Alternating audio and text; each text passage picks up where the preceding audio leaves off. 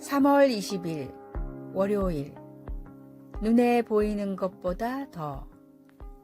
말타기와 올가미 던지기를 겨루는 로데오 시합에 가면 참가자들의 한 손에 4손가락만 있고 엄지손가락이 있어야 할 자리에 혹이 있는 것을 보게 됩니다. 그것은 이 시합에서 흔히 생기는 부상입니다. 엄지손가락이 줄의 한 끝과 꽤 큰 황소가 다른 쪽에서 당기는 사이에 끼게 되면 엄지손가락은 대개 잘려 나갑니다. 그것은 그 일을 계속할 수 없게 만드는 부상은 아니지만 엄지손가락이 없으면 여러 일에 변화가 생깁니다. 엄지손가락을 쓰지 않으면서 이를 닦거나 셔츠에 단추를 끼거나 머리를 빗거나 구두끈을 매거나 혹은 먹는 일을 해보십시오. 당신 몸에서 평소에 하찮게 생각했던 부분들이 실제 상당히 중요한 역할을 하고 있습니다. 바울 사도는 교회에서 그와 유사한 상황을 지적합니다. 눈에 잘 띄지 않거나 목소리를 내지 않는 교인들은 가끔 다른 이들로부터 당신은 없어도 돼 라는 대우를 받는 경우가 있습니다. 보통은 암묵적으로 눈치를 주는 식이지만 때로는 노골적으로 표현되기도 합니다. 하나님은 우리가 서로 동등한 관심과 존중하는 마음으로 대하기를 바라십니다. 우리는 모두 각각 그리스도의 몸의 한 부분이며 우리가 받은 재능이 무엇이든 우리는 서로를 필요로 합니다. 말하자면 우리 중 어떤 이들은 눈이고 귀이며 어떤 이들은 엄지손가락인 것입니다. 하지만 우리 각각은 그리스도의 몸에서 아주 중요한 역할을 하고 있으며 때로는 눈에 보이는 것보다 훨씬 더 중요한 역할을 감당합니다. 말씀, 너희는 그리스도의 몸이요 지체의 각 부분이라. 고린도전서 12장 27절. 찬송 475장 인류는 하나 되게. 기도, 우리 각자가 그리스도의 몸의 한 부분임을 기억하지 못한 것을 용서하소서. 우리는 다 지체이며 오직 주님만이 홀로 머리 되십니다. 예수님의 이름으로 기도드립니다. 아멘.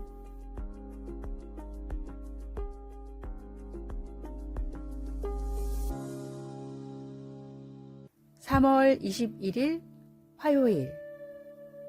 그저 바라보길 원합니다. 프랑스의 문학 총사령관이라고 불리던 평론가 질 바르베 도르비가 길을 걷고 있었습니다. 멀찍이 떨어진 곳에서 남루한 차림의 남자가 따라오는 것을 느낀 도르비는 목적지를 향해 빠르게 걸었습니다. 유명한 평론가인 도르비에게 청탁을 하러 오는 사람들이 많았기 때문에 그런 사람 중 한 명이라고 생각했기 때문입니다. 그러나 이 남자는 적당한 거리를 유지한 채 계속 도르비를 쫓았습니다. 답답한 도르비가 결국 남자를 찾아가 따졌습니다. 도대체 왜 자꾸 날 따라오는 겁니까?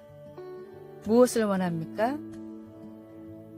청년은 감격에 겨운 목소리로 대답했습니다. 그저 선생님을 조금이라도 오랫동안 바라보길 원합니다. 레옹 블루아라는 작가는 도르비를 평소 매우 존경했는데 우연히 길에서 도르비를 발견하고는 자신도 모르게 쫓아간 것이었습니다. 이 만남으로 시작된 두 사람의 우정은 30살의 나이 차이를 극복하고 평생 동안 이어졌습니다. 이 둘의 관계처럼 하나님을 가까이에서 바라보길 원하는 우리가 할 수 있는 방법은 무엇이 있을까요? 늘 주님과 함께 하길 원하고 주님의 곁에 거하길 원하고 주님을 닮기를 원한다면 매일을 말씀과 기도로 하나님을 만나시는 하루하루가 되시길 바랍니다. 오늘의 말씀, 나의 영혼아 잠잠히 하나님만 바라라. 대저 나의 소망이 저로 쫓아 나는도다. 시편 62편 5절. 오늘의 찬송 430장 주와 같이 길 가는 것. 오늘의 만나 주님을 더 알고 싶어하는 마음이 늘 샘솟듯 솟아나게 하소서. 나를 사랑하시는 위대한 주님과 동행하는 기쁨을 누리는지 생각합시다.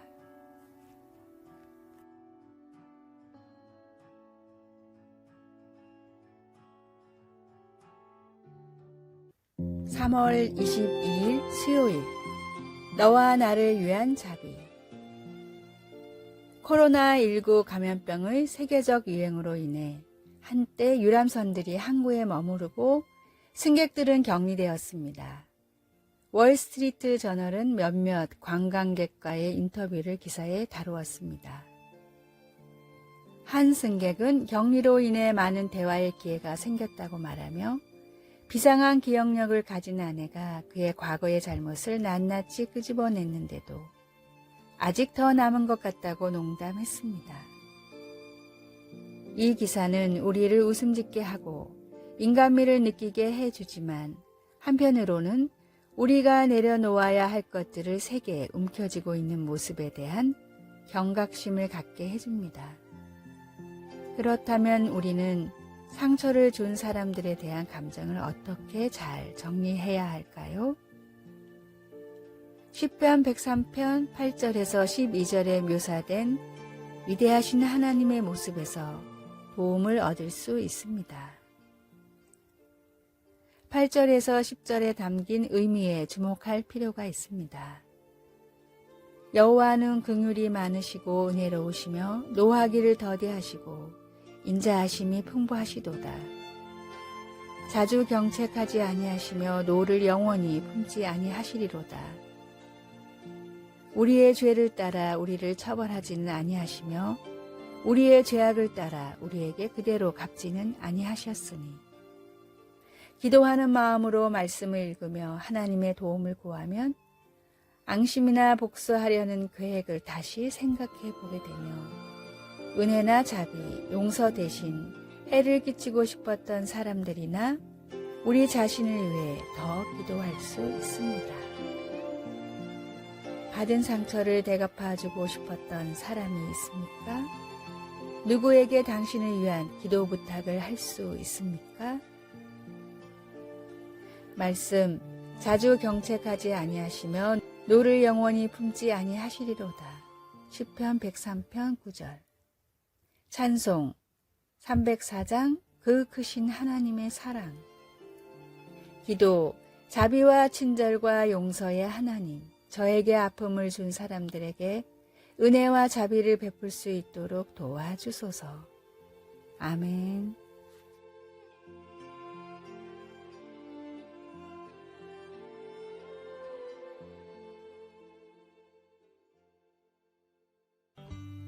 (3월 23일) 목요일, 새로운 삶의 방법.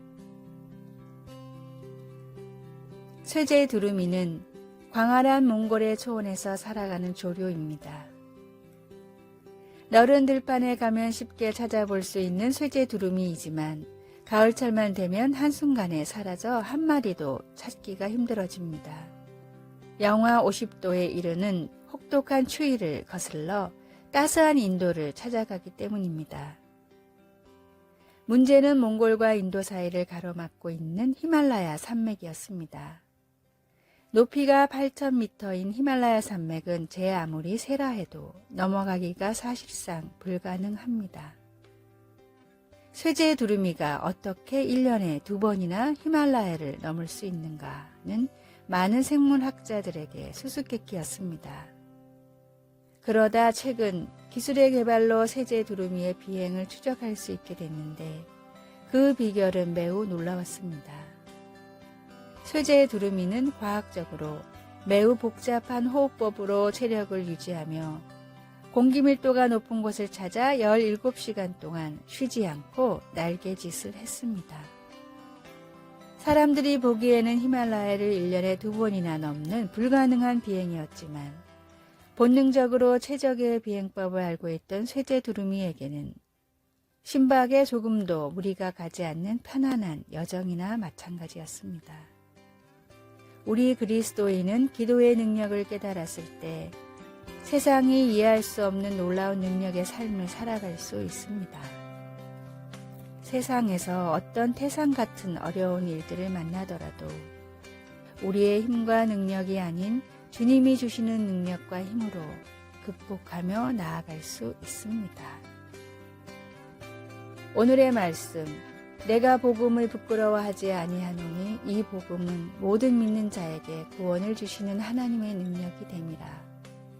첫째는 유대인에게요, 또한 헬라인에게로다. 로마서 1장 16절. 오늘의 찬송 345장 캄캄한 밤 사나운 바람 불 때. 오늘의 만나, 주님께서 함께 하시면 모든 문제가 해결될 수 있음을 믿게 하소서. 세상을 이길 힘을 주신 주님을 믿고 기도와 찬양으로 나아갑시다.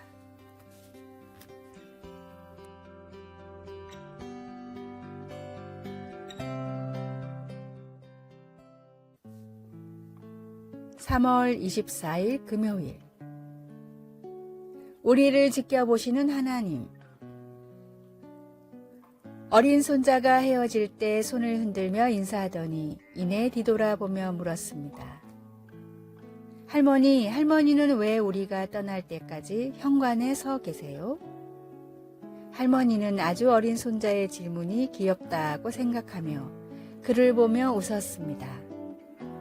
그러면서 그 궁금증에 대한 좋은 대답을 생각하다가 말했습니다. 그건 예의란다. 내가 내 손님이라면 내가 떠날 때까지 지켜보는 건 내가 너를 배려한다는 것을 보여주는 거지. 대답을 들은 아이는 잠시 생각하더니 여전히 수긍이 안 가는 듯 했습니다. 그래서 할머니는 단순하게 말했습니다. 내가 너를 사랑하기 때문이야. 내가 탄 차가 길을 빠져나가는 것을 보면서 나는 내가 안전하게 집으로 가고 있다는 것을 아는 거지.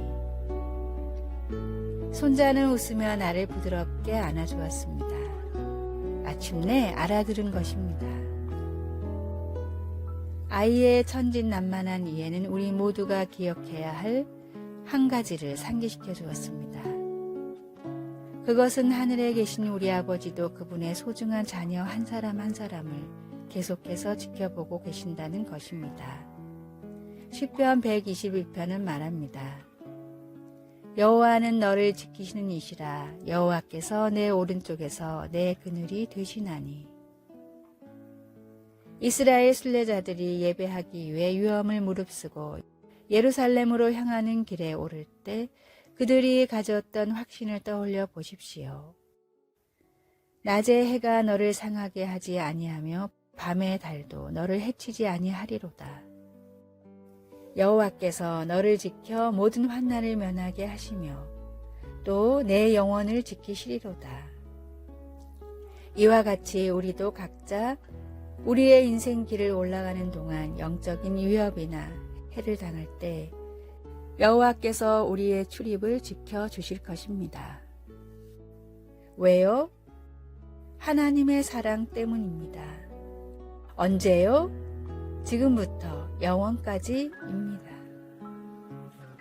말씀, 여호와는 너를 지키시는 이시라. 시편 121편 5절. 찬송 383장 눈을 들어 산을 보니. 기도, 하나님 아버지, 우리가 인생 길을 가는 동안 우리를 지키시고 안전하게 보호해 주시니 감사합니다. 예수님의 이름으로 기도드립니다. 아멘.